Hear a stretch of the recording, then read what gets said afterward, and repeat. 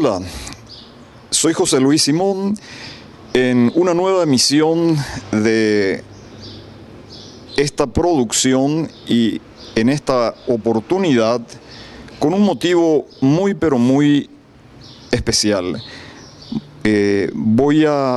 Vamos a conversar con el doctor Domingo Rivarola, director fundador del Centro Paraguayo de Estudios Sociológicos, en realidad el padre de la sociología moderna, de las ciencias sociales modernas y científicas y empíricas en el Paraguay, y también director de la Revista Paraguaya de Sociología, que este año están cumpliendo nada menos que 50 años. Con decirles que en Paraguay una institución cultural, científica, independiente, investigativa, haya durado 50 años, es algo fuera de serie. La segunda universidad más antigua del Paraguay, que es la Universidad Católica, nació en el año 1964. Un poco antes había nacido el Centro Paraguayo de Estudios Sociológicos, donde la inmensa mayoría de los primeros sociólogos y cientistas sociales del Paraguay, politólogos, antropología social, etcétera, pasamos por acá, fuimos investigadores de aquí, colaboramos en esta Revista Paraguaya de Sociología, cuyo número 1, año 1, septiembre-diciembre de 1964, lo tienen acá. Y para eso le agradecemos al doctor Domingo Rivarola la gentileza de recibirnos. Doctor Rivarola, muy buenas tardes y felicidades por estos 50 años. Muy buenas tardes, y lo que me cabe es extender esas felicidades a todos quienes participaron en esta que podía llamarse tan larga marcha, donde ni imaginamos, ni pensamos, ni no nos interesó cuánto podía durar, sino creo que la motivación principal es hacerlo, tratar de incorporar a Paraguay, que era un punto oscuro en América Latina en los años 60. Hay que recordar que los años 60 fue un tiempo, una coyuntura especial para América Latina. Es decir, un proceso de modernización, de grandes efervescencias sociales, de grandes movimientos políticos y también de una irrupción autoritaria, frente al cual se yergue las ciencias sociales como uno de los futuros contendores de este modelo autoritario, impositivo, despiadado en muchos países, en el cual, qué ilusión, ¿verdad? Pensábamos que con el pensamiento íbamos a poder crear condiciones y medios capaces de resistir y construir una sociedad moderna. Bueno, pensábamos, decís, yo creo que se logró en algo, en mucho, Domingo, ¿verdad? ¿En qué sentido? Acá estoy viendo en este primer número de la Revista Paraguaya de Sociología, bases preliminares para el estudio de la movilidad social en el Paraguay, Domingo M. Rivarola, el guaraní en la vida socioeconómica colonial, Branca Susnik, nada menos que la doctora Susnik, situación de la agricultura en el Paraguay, Manuel Benítez González. El aporte que ha hecho esta publicación para que se conozca la realidad social del Paraguay desde el punto de vista científico, para que se conozca la actividad académica paraguaya, vos recién hablaste de la larga marcha, es impresionante.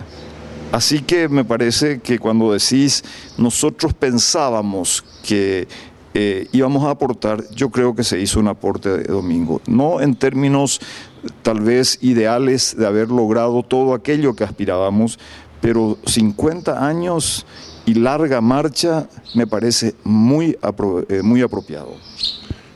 El punto interesante de destacar es que de alguna manera nuestro acceso, nuestra fijación en las ciencias sociales se generó por un camino un tanto diferente al que hoy en día, por lo general, un joven elige una carrera.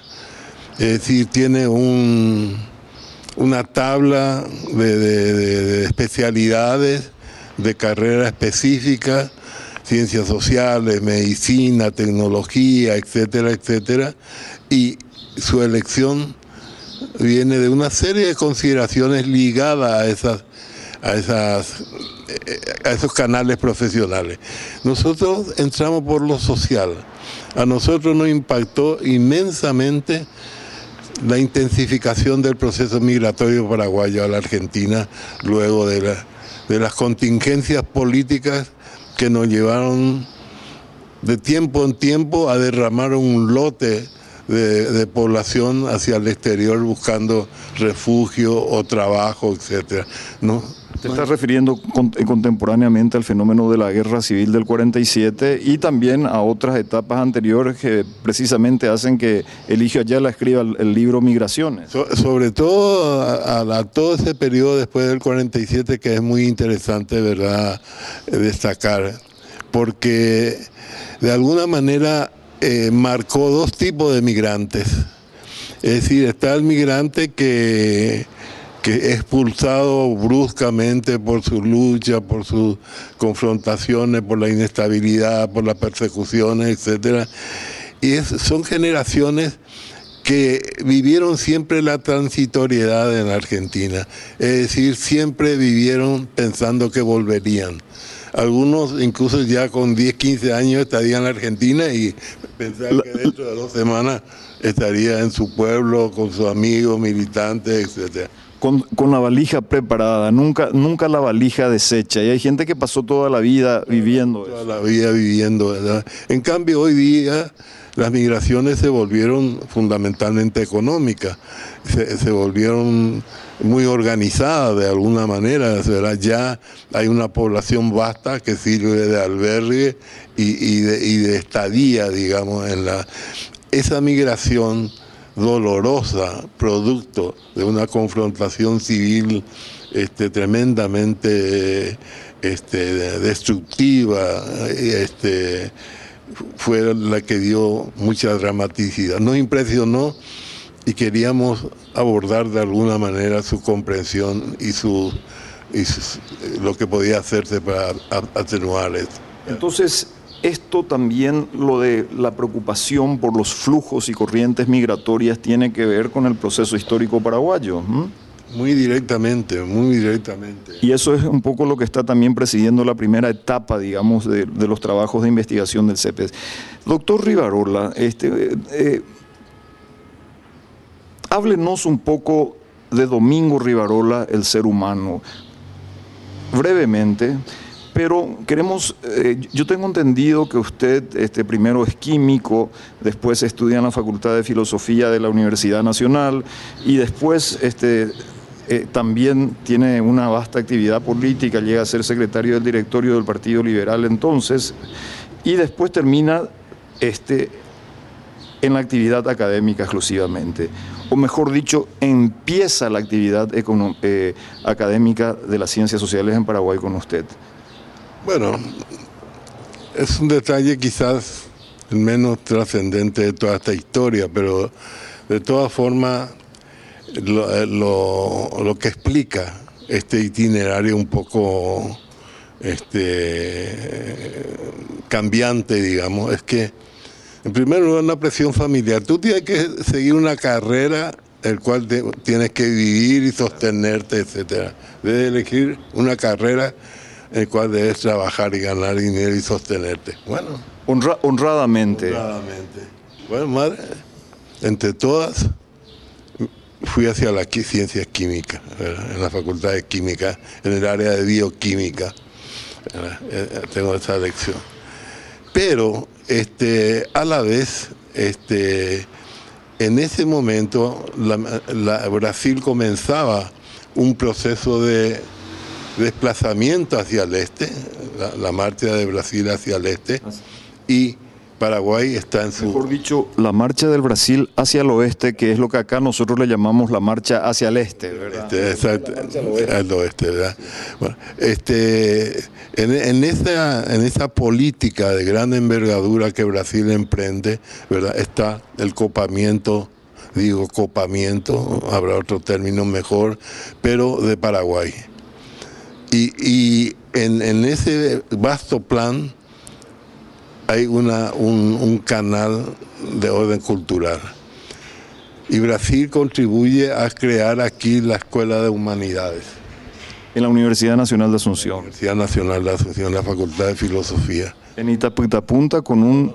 Justamente a una cuadra de la antigua sede de la universidad, ¿verdad? Claro. O sea, entonces a mí me quedaba bioquímica en esta cuadra y filosofía una cuadra y media, pasando con el Germania adelante para la cosa. Entonces... Hasta que ellos construyen después esa nueva sede que tiene las características futuristas de Brasilia. Pero lo interesante de Brasil es que trae unos 6 profesores del más alto nivel intelectual en las humanidades, ¿verdad? En epistemología, en filosofía. Uno de ellos es el director del Centro Cultural Paraguayo Brasileño, sí, ¿verdad? Que acababa de terminar su doctorado en Alemania. Sí. Estoy tratando de recordar el nombre, lo estoy viendo, después se fue a Nueva York, y que fue un hombre que tuvo mucha actividad cultural acá en nuestro país. Así fue. Casi todos eran figuras de primerísimo nivel que terminaron enseñando en Europa realmente. Entonces yo me inscribo allí y sigo filosofía. Entonces eso es lo que explica mi aterrizaje. La perspectiva humanista, digamos. Donde realmente me convenzo que ni la lucha política, ni la mecánica política, ni el carácter que exige la política para ser exitoso y para avanzar, no cuajaba con mi temperamento ni con mis capacidades. Entonces decido definitivamente que las ciencias sociales sería mi camino. Entonces, ¿pero qué ciencias sociales? No había ciencias sociales acá. Entonces, para no alargar mucho el cuento tengo contacto con un instituto formado en Buenos Aires, con grandes figuras que también se aglutinan en Buenos Aires y forman lo que fue el Instituto de Itela, donde estaba Gino Germani, Jorge Graciarena, grandes. Aldo Solari, el mismo Torcuato de Itela, etcétera, etcétera, ¿verdad? Y hicimos una relación muy fuerte y yo fundo entonces con 3 o 4 amigos un centro de estudios que le llamamos Centro Paraguayo de Estudios Sociológicos, a partir del cual arranca esta historia, Esta historia de 5 décadas, de 50 años, de una larga marcha que continúa, ¿verdad?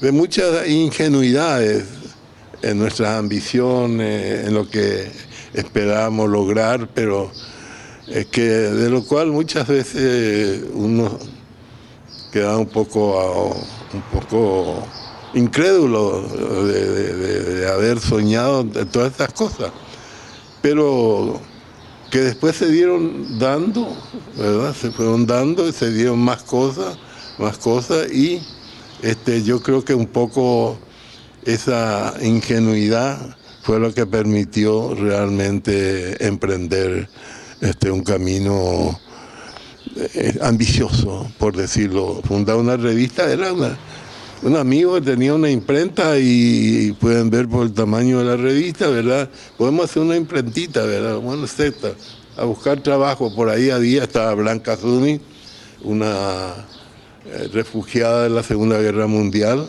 cuya familia había sido exterminada por los eslavos, ¿verdad? Se radicó aquí y empezó a hacer excelentes estudios de antropología. Interrumpo un momento, doctor Rivarola, porque bueno, la Revista Paraguaya de Sociología del 64, este año, mejor dicho, en estos últimos años, el Centro Paraguayo de Estudios Sociológicos, con la colaboración de Itaipú Binacional, creo que fue, ¿verdad? publicó una colección, empezó la publicación de 10 tomos, pasado y presente de la realidad social paraguaya. Son 10 tomos que abarcan la economía, la política, la sociología, la historia, todas las dimensiones de las ciencias sociales. Y acá está condensada toda la producción científico-social desde el inicio de la Revista Paraguaya de Sociología hasta la actualidad.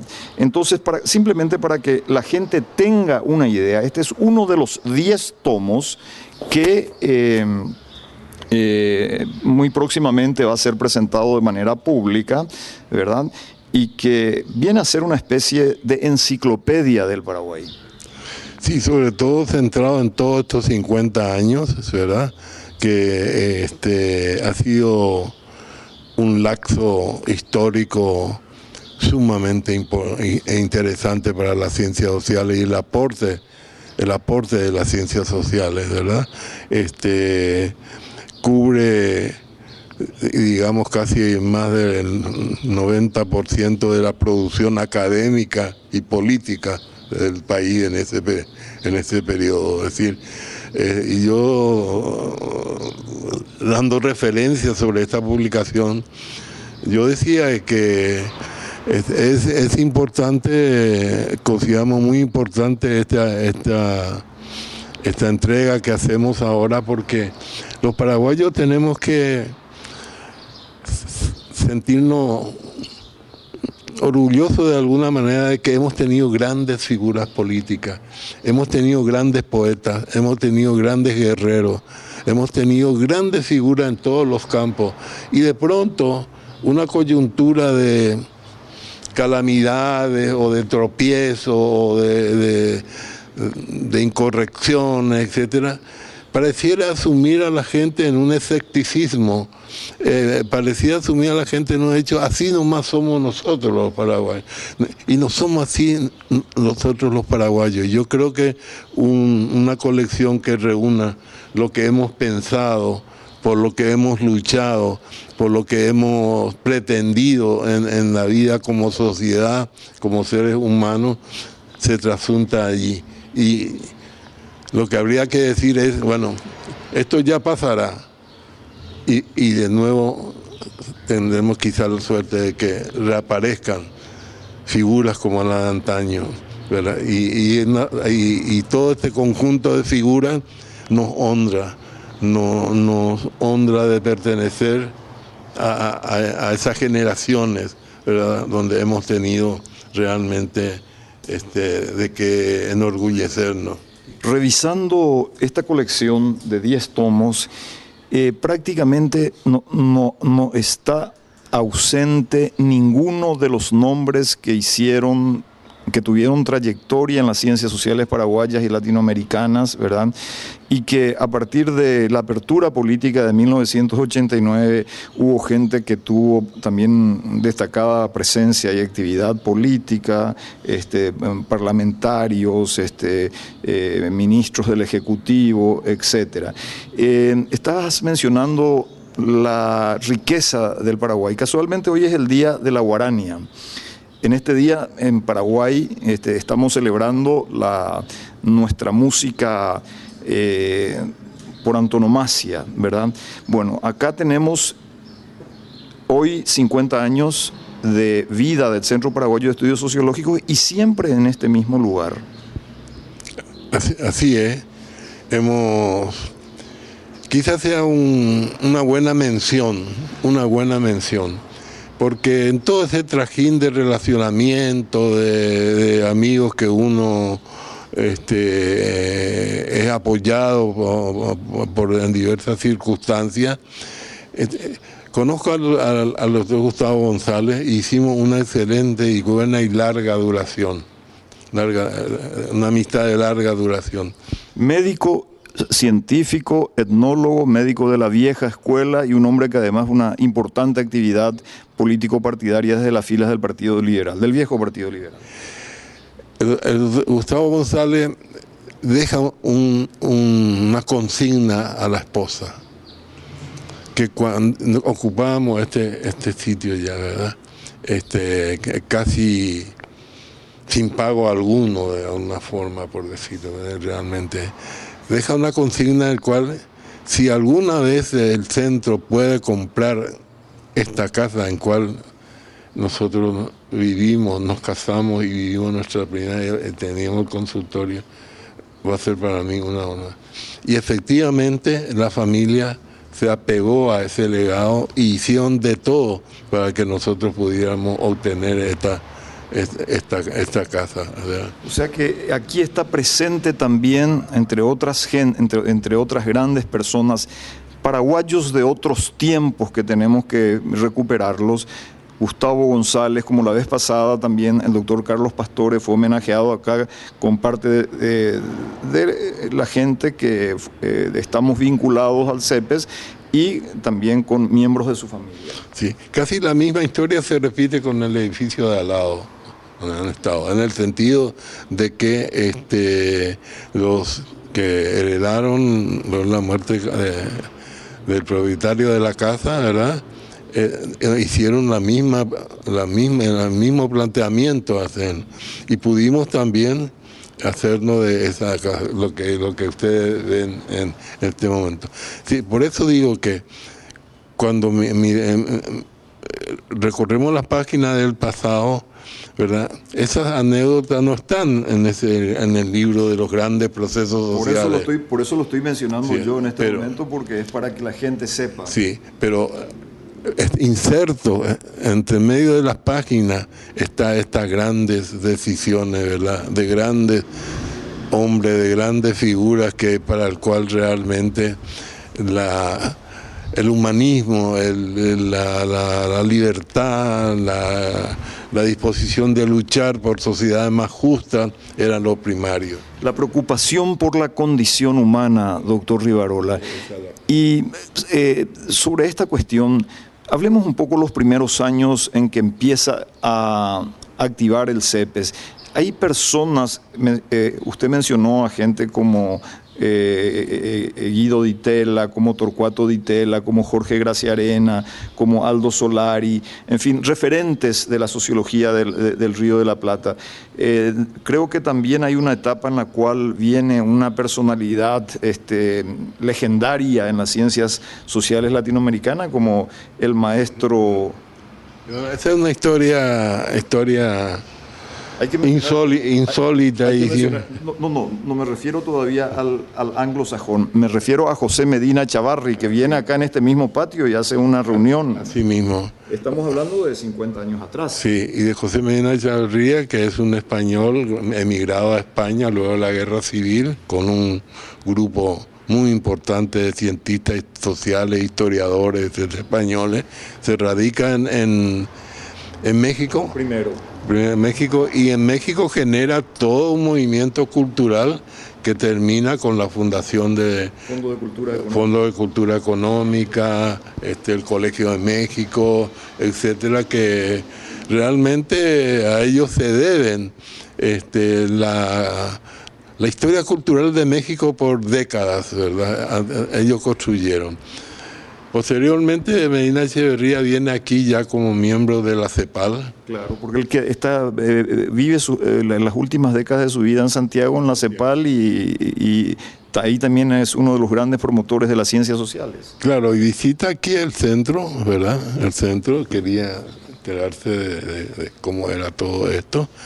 Y en una parte breve me dice... no afloje, no vayan para atrás. En otros términos, etcétera, me revela, ¿verdad?, cómo en su juventud también es lo que ellos vivieron y que les daba al CEPE ese destino, ¿verdad? O sea, es una especie de transmisión de legados no materiales que contribuyen a dar, digamos, el impulso, el elan, ¿verdad?, para este proyecto que hoy tiene 50 años de historia, que en el Paraguay, vuelvo a decir, 50 años de una institución. No hay un solo periódico que tenga 50 años de vida en el Paraguay, Domingo, en este momento. Ahora, otra historia muy interesante, que es bastante desconocido, de que este señor lo incluyó en sus memorias. Eric Hobsbawm, uno de los historiadores mundiales, diríamos que está entre los 3, 4 grandes historiadores de nuestro tiempo. Esa es una figura. Un día estábamos arriba, entre varias personas, y sube la secretaria o alguien de abajo y dice: hay un señor chiquito, con un paraguas y un bolso, ¿verdad?, delgadito, que quiere hablar con el doctor Rivarola. Y alguien que viene a pedir algo, cosa por el estilo, y un poco reticente, pero al final que suba. Y efectivamente sube un caballero enjuto, bajo, flaco, con su paragüita, etcétera. Y bueno, mucho gusto, Domingo Rivarola. Y él me dice: Eric Hobsbawm. Qué pequeña sorpresa, ¿no? Eric Hobsbawm. En síntesis, para cortar la historia, nos dice: vine acá a Paraguay, vine aquí para ver si era cierto esta historia del Centro Paraguayo de Estudios Sociológicos, si realmente, cómo lo hicieron, ¿verdad? Y eso mismo es lo que transcribe en su memoria, en donde dice realmente que su sorpresa al conversar con nosotros, porque precisamente en ese tiempo Gerardo Fogel, Ramón Fogel, dedicado a problemas campesinos y agrarios y migraciones, estaban trabajando en un proyecto sobre migraciones, en que Hobsbawm también estaba trabajando en Europa. Entonces fue una conversación con Eric Hobsbawm de casi 2 horas y más, ¿verdad? Ahí, y no se podía creer, ¿verdad? No se podía creer. Domingo, hablamos de Medina Echevarría, del el Instituto de Itela, de ahora Hobsbawm, mencionamos también nombres paraguayos como como Gustavo González, como el doctor Carlos Pastore, etc. Y antes de hacer una pausa para después, en próximos días, continuar esta conversación, vale la pena recordar que por aquí y vinculados al CEPES han pasado toda la inteligencia latinoamericana de las ciencias sociales y los más grandes e importantes latinoamericanistas europeos, norteamericanos, etc. Estoy pensando, por ejemplo, en alguien como Fernando Enrique Cardoso y Enzo Faleto, que escriben en la Revista Paraguaya de Sociología, Julio Kotler del Perú, también de Argentina, ¿cómo se llama? Francisco Delitzsch, rector de la Universidad de Córdoba, rector normalizador de la Universidad de Buenos Aires, cuando regresa a la democracia. El CEPES, y te pido que brevemente me hagas una mención a esto, es sede en los años 70, en plena época de la dictadura, del primer posgrado en sociología agraria en el Paraguay, que creo que uno de los directores de ese proyecto fue Francisco Delitzsch. Que estuvo 1 año aquí en Paraguay dirigiendo este curso. Realmente uno de los ejes importantes en una dimensión internacional fueron los posgrados.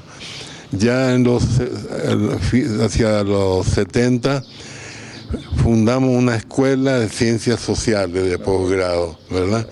Que hicimos un curso que realmente no era un curso, era un meeting, ¿verdad? Porque todo el mundo se metió en ese curso. Era un evento, ¿no? Hablar de la sociedad, de la crisis, de la revolución, de toda esa...